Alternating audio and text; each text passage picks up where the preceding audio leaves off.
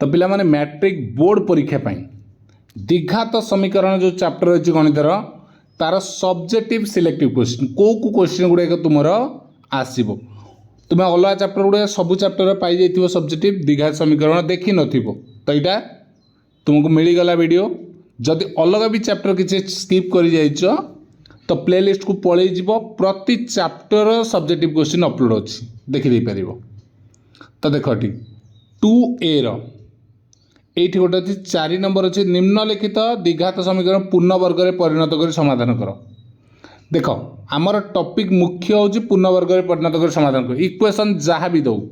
तुम्हें जेकोसी गोटे क्वेश्चन यही गोटे क्वेश्चन प्लस रे गोटे क्वेश्चन माइनस रे दुईटा क्वेश्चन प्रैक्टिस करदेव जेकोसी क्वेश्चन पढ़ो तुम्हें पूर्ण वर्ग कर ठीक अच्छे। ता सहित तुम रहा 17 नंबर 18 नंबर आईटा डबल आई कहनी आईटा कारण ए आईटा जहाँ डबल आईटा सेम सेम प्रोसेस तो तुम्हें दुईटा क्वेश्चन अଯଥା कहीं कर गोटे कले तुम आरटा भी क्लीयर हो 17 नंबर ओके। ता सहित तुमर अच्छी 11 नंबर 12 नंबर 20 नंबर 2A रहीतक अच्छी है। ता सहित तुम मैंने कौन कर उदाहरण 12टा गोटे देखिए देख 12 समाधान कर ये गोटे दौर केतबेले पचार दौर किसी हिसाब नहीं तो समाधान कर प्रोसेस गोटे उदाहरण 12 अच्छी ता सॉल्यूशन भी सेठी अच्छी तुम्हें पाइज ठीक अच्छे।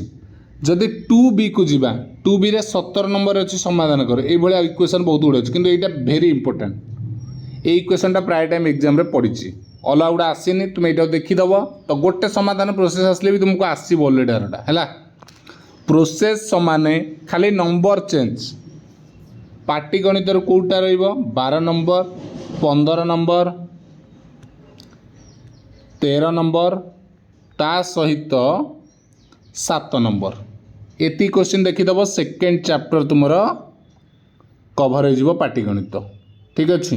तो ये थिला द्विघात समीकरण जी आमर